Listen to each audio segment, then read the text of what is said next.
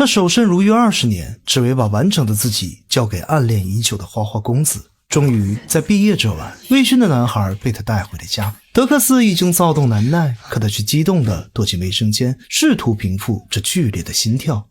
1年后，两人第一次履行约定，他把艾玛搬进新家。虽然公寓又破又小，但他却满眼期待。不安分的德克斯决定去印度寻找自我，临走前还叮嘱艾玛要常联系。他心中窃喜，以为只要这样就能够日久生情。但生活很快就给了他一记响亮的耳光。成为作家的梦石沉大海，稿件无人问津。为了活下去，他只能委屈在小餐馆，困在油烟和中年男人的目光里。I'm doing an open mic tonight. If you were interested in a date or anything, I mean, you've probably got a boyfriend anyway.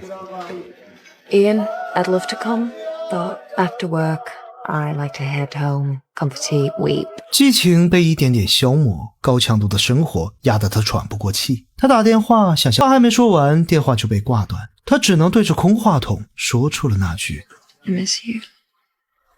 德克斯顺极了，走到哪儿都从不缺女人，父母宠着他，纵容他美。德克斯的成长让母亲大失所望，父亲他站在冷风中疯狂地打给艾玛，可电话那头始终无人接听。但是虽然不富裕，但却也一步一个脚印。他还是会看德克斯的节目，那个尖叫搞怪的男人总能让他失神很久。这一年，德克斯的母亲走了，他的节目也被评为了烂片之王。他开始频繁地打给艾玛，在清晨，在深夜，只是今时不同往日。他的语气变得漫不经心，关心的话被打磨的就像对待普通朋友，那些爱意也都是压平了才敢递出去。他不想暴露出其实自己还是在乎的，而他也不知道每次挂断电话后，艾玛都会盯着电视很久很久。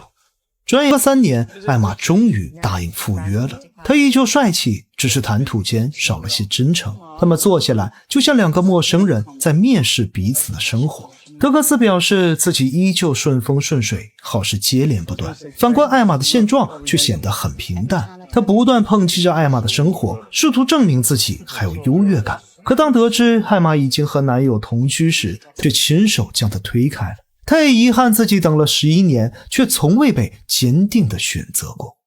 I missed you, Dex. I missed you too.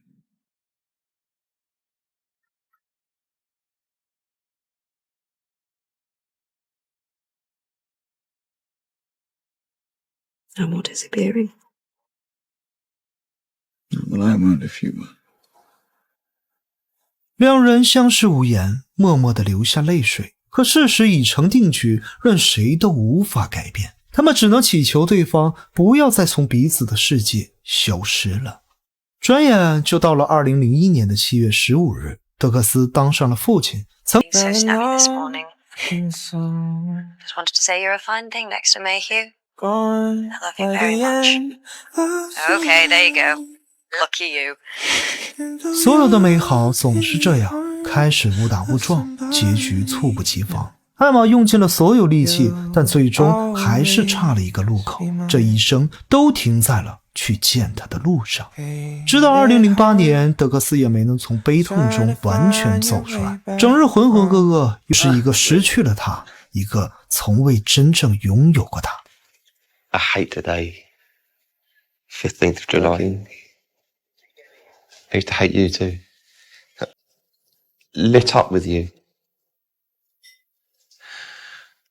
或许是伊恩的出现，恍惚中，德克斯回到了1988年。那个毕业的清晨，他们从床上爬起，穿过晨雾，奔向山顶。两人笑着，像完成了一个20年才敢确定的答案。德克斯没有花天酒地，这一次，他想将艾玛牢牢地攥在手心里。而时空的另一端，德克斯正带着女儿爬上了同一座山。女儿问他那是谁？德克斯望着天边的云，只能空说着无尽的思念。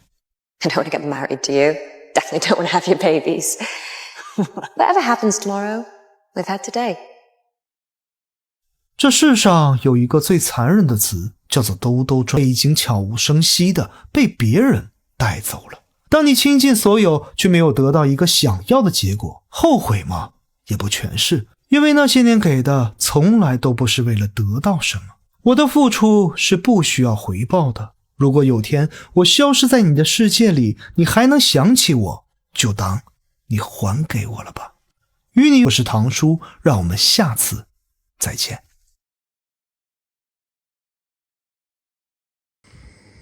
បាទលោកសួស្តីបងប្អូនគ្នាចឹងខ្ញុំមកបង្រៀនពីរបៀបភ្ជាប់ជាមួយនឹងកាមេរ៉ារបស់យើងបាទនេះកាមេរ៉ាមើលអាចយើងអាចមើលបាន3មុំហើយនេះយើងអាចបង្វិលបានអូខេអាចបង្វិលបានហើយអានេះក៏អាចបង្វិលបានដែរអញ្ចឹងសងខាងគឺអាចបង្វិលបានដូចគ្នានេះអានេះបង្វិលដៃយើងបង្វិលដៃអញ្ចឹងបាទយើងសេរីត្រូវប្លង់យើងហើយមកហើយអានេះអាចវិលបាន360ដឺក្រេអាចវិលបានមួយជុំបងប្អូននេះហើយយើងអាចបញ្ជាតាមនេះបានអានេះអាចបញ្ជាតាមទូរស័ព្ទដៃបានហើយនេះគឺយើងអាចបញ្ជាបានមុំ90ដឺក្រេដែរគឺមកលើត្រង់ហើយមកក្រោមត្រង់ចានេះយើងអាចបញ្ជាបានតាមរយៈទូរស័ព្ទដៃអាធំនេះអានេះយើងអាចសេរីបាននឹងដៃសេរីបានអញ្ចឹងបាទហើយអានេះគឺជាភ្លើងសម្រាប់ជំនួយពេលថតពេលយប់អីគឺវាជួយឲ្យរូបភាពរបស់យើងនឹងច្បាស់ល្អអញ្ចឹងឥឡូវយើងទៅរៀនពីរបៀបភ្ជាប់វាទាំងអស់គ្នាហើយអានេះ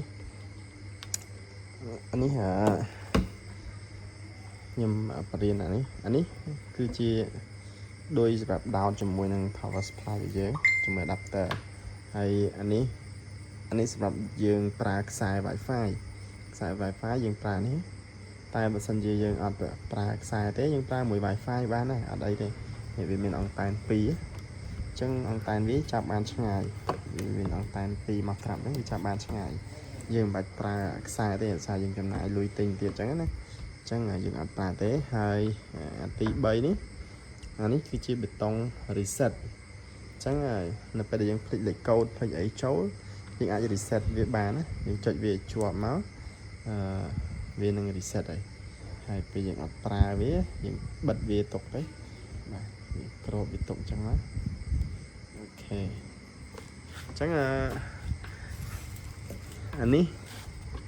adapter របស់វា adapter នេះមាន2ប្រភេទបងប្អូន adapter នេះមានមួយអត់មានថ្មនៅក្នុងហ្នឹងទេនឹងពេលដាច់ភ្លើងគឺវាដាច់ទៅហើយអញ្ចឹងវាអត់មានភ្លើងថតទេប៉ុន្តែ UPS នេះសង្កត់នៅលើនេះវាដាក់ UPS អាហ្នឹងវាមានភ្លើងចូលមកគឺវាសាកថ្មនៅក្នុងហ្នឹងទោះបីយើងដាច់ភ្លើងក៏វាអាចមានថ្មមានភ្លើងនៅក្នុងហ្នឹងដែរអញ្ចឹងហើយអានេះយើងដោតចូលព្រីរបស់យើងខ្សែរបស់វាមកជាមួយនឹង2ម៉ែត្រជាង2ម៉ែត្រកន្លះខ្សែនេះ2ម៉ែត្រកន្លះហ្នឹងដោតចូលព្រីដោតមកគឺវាមានភ្លើងដូចនេះបាទអញ្ចឹងយើងដោតចូលកាមេរ៉ារបស់យើងមកដោយសារតានេះយើងអត់ទាន់ចាប់ចូលអញ្ចឹងវាអាចនៅពេលយើងបើកទៅអាខ្មៅនេះអាកាមេរ៉ាធំរបស់វាហ្នឹងរេអញ្ចឹងខ្ញុំដាក់វាបញ្ឈរឡើងលើអញ្ចឹងមកកុំឲ្យវារេទៅវាប៉ះជាមួយនឹងនីបរបស់យើងអញ្ចឹងខ្ញុំដោតដោយផាច់មកអូខេវានឹងលោតភ្លើងសញ្ញាបញ្ជាក់ថាមានភ្លើងចូលបន្តិចតមកទៀតវានឹងដំណើរការហើយ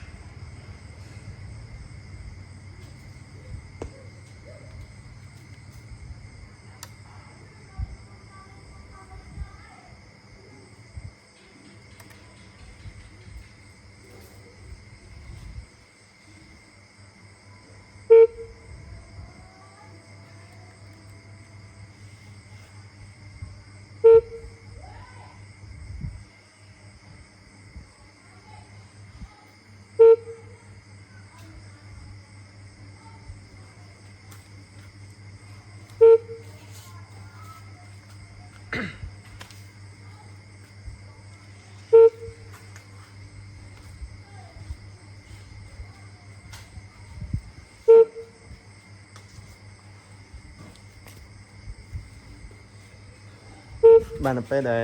វាបាច់ដំណើរការគឺវាលោតលឺសលេងតិចអញ្ចឹងដើម្បីឲ្យយើងភ្ជាប់ជាមួយនឹងទូរស័ព្ទដៃណាឥឡូវខ្ញុំនេះបន្ត reset ចាំខ្ញុំជួយ reset វាខ្ញុំជួយវាជាប់បាទអូខេពេលវាលឺទីអញ្ចឹងវាយើងលែងដៃមកវានឹងធ្វើការ restart ម៉ាស៊ីនហើយវាលុបរាល់ទិន្នន័យដែលយើងភ្ជាប់មួយទូរស័ព្ទចាស់ឧទាហរណ៍បើសិនជាយើងបានអញ្ចឹងចង់ reset ពេលយើងភ្លេចលេខកូដចូលកាមេរ៉ាយើងចូលកម្មវិធីទូរស័ព្ទដៃអញ្ចឹងឆ្លៀតពេលហ្នឹងគឺយើងមកដំឡើងកម្មវិធីអានេះកម្មវិធីរបស់វាឈ្មោះនេះ Yosi YOOSEE ឬក៏នេះបងប្អូននៅក្នុងប្រអប់វាគឺមានសៀវភៅណែនាំមកត្រាប់អញ្ចឹងនេះយើង scan QR code កន្លែងនេះក៏បានឬក៏បងប្អូនចូលទៅក្នុង App Store ឬក៏ Play Store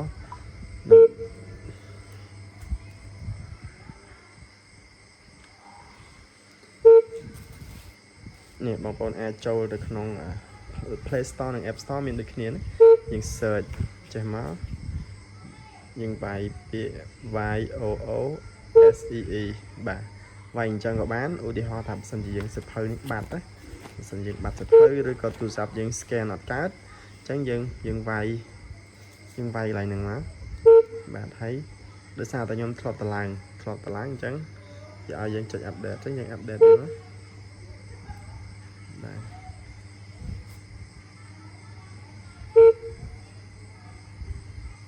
បាទចានេះដូចតែយើងតម្លើងដែរទេយើងតម្លើងហើយយើង update តែមួយទេបាទយើង update មានន័យថាយើងធ្លាប់តម្លើងតែបើយើងអត់មានតម្លើងវានឹងលោតពាក្យថា install អញ្ចឹងមកចុច install មកបាទអានេះរួចរាល់ហើយយើងចុច open តែម្ដងមកឬក៏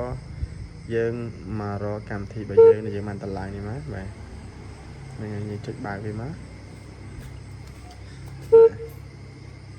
បាទអញ្ចឹងបងប្អូនអត់មាន account ទេប៉ុន្តែបងប្អូនអាច log in ជាមួយនឹងនេះបានណាបងប្អូនអាច log in ជាមួយលេខទូរស័ព្ទរបស់យើងក៏បាន log in ជាមួយនឹង Gmail ក៏បានដែរអញ្ចឹងបងប្អូនមាន Gmail បងប្អូនវាយចូលមកប៉ុន្តែបើសិនជាអត់មានបងប្អូននេះបងប្អូនទៅចុច register មុនណាអញ្ចឹងយើងថ្មីយើងទៅចុច register អូខេចុច register នេះមកទាំង iOS ទាំង Android គឺចុចដូចគ្នាណាចុច register មកកន្លែងនេះយើងដាក់លេខ855កម្ពុជានេះមកចុច confirm បន្តមកទៀតយើងវាយ email យើងចូលអូខេ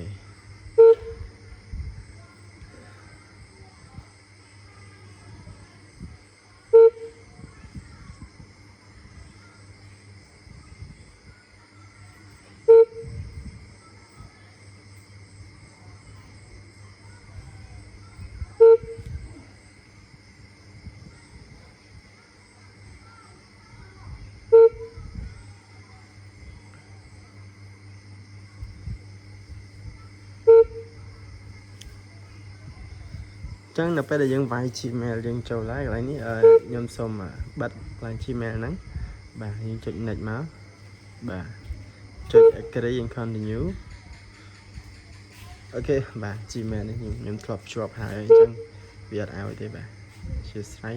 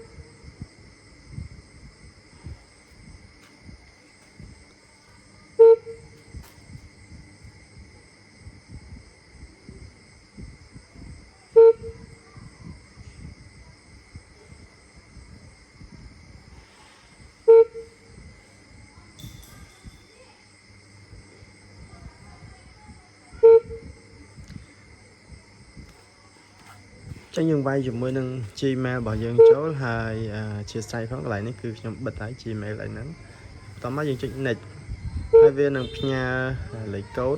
6ខ្ទង់ទៅកាន់ Gmail របស់យើងចឹងយើងចូលទៅកាន់ Gmail របស់យើងណា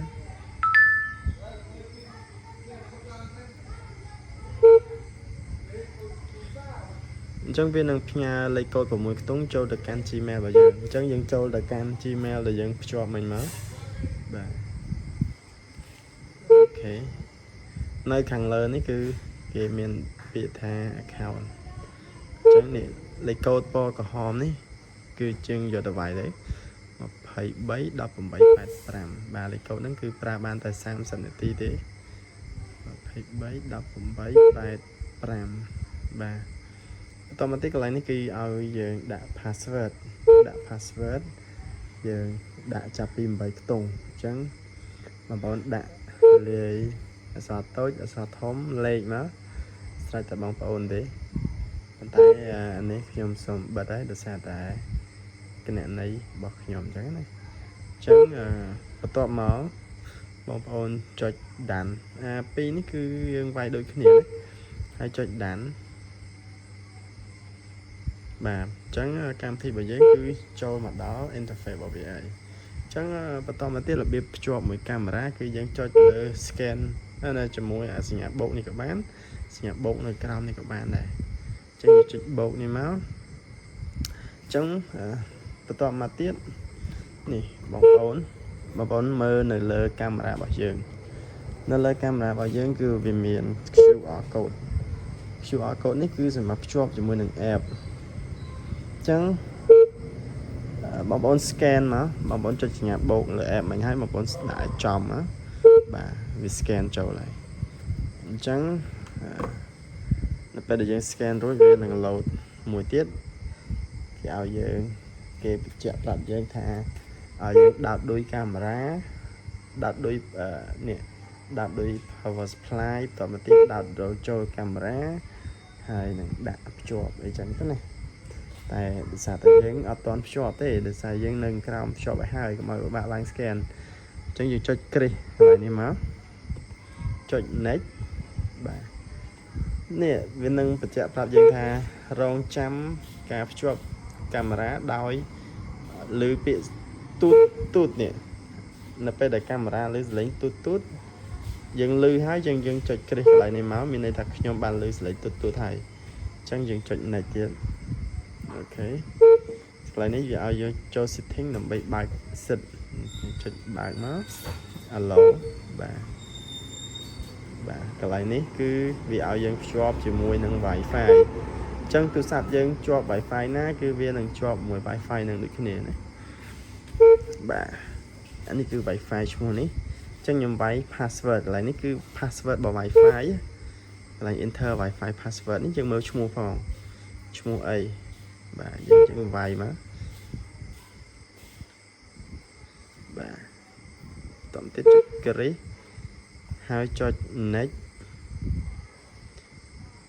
បាទអានេះយើងបិទបើកមើលដើម្បីផ្ទៀងផ្ទាត់ password Wi-Fi ត្រូវអត់ចឹងណាហើយយើងចុច next ចុច confirm អញ្ចឹងនេះគឺ app រងចាំភ្ជាប់ជាមួយនឹងទូរស័ព្ទហើយបាទយើងចាំបន្តិចណាអូខេកាមេរ៉ាយើងប្រាប់ថាកំពុងតែភ្ជាប់ហើយអូខេឥឡូវជាប់ហើយ Device is online already អូខេកន្លែងនេះយើងអាចវាយឈ្មោះបានយើងកំណត់ថាកាមេរ៉ាហ្នឹងជាកាមេរ៉ាសម្រាប់ធ្វើអីសម្រាប់មើលផ្លូវសម្រាប់អីយើងស្រេចលើយើងណាយើងដាក់ឈ្មោះឲ្យវាមកឬក៏បងប្អូនអាចរើសកន្លែងនេះបានណាអាចជាផ្ទះជាហាងកន្លែងសัตว์ចិញ្ចឹមកន្លែងកូនងាអញ្ចឹងណាបាទអញ្ចឹងខ្ញុំដាក់ house អញ្ចឹងណាវាចុច confirm កន្លែងនេះគេឲ្យយើងភ្ជាប់ទៅកាន់ cloud ប៉ុន្តែអាហ្នឹងយើងត្រូវបង់សេវាឲ្យគេប៉ុន្តែអាហ្នឹងយើងអាចមើលបានរហូតមួយខែដូចជា$5 $6បាទទោះបីអត់ memory ក៏យើងអាចមើលបានដែរអញ្ចឹងបើសិនជាយើងចង់បង់គឺយើងចុច subscribe to cloud មក តែបើសិនជាយើងប្រើ memory ហើយអញ្ចឹងអានេះខ្ញុំបានភ្ជាប់ memory ទៅស្រាប់ហើយណាអញ្ចឹងបងប្អូនមិនបាច់ក៏បានដែរមិនដាក់ cloud ទេដាក់ try it later មកបាទអញ្ចឹងកាមេរ៉ារបស់យើងគឺជាប់មួយហើយអញ្ចឹងយើងចង់ដឹងថាវាដើរអត់យើងចុច start play នេះមកបាទ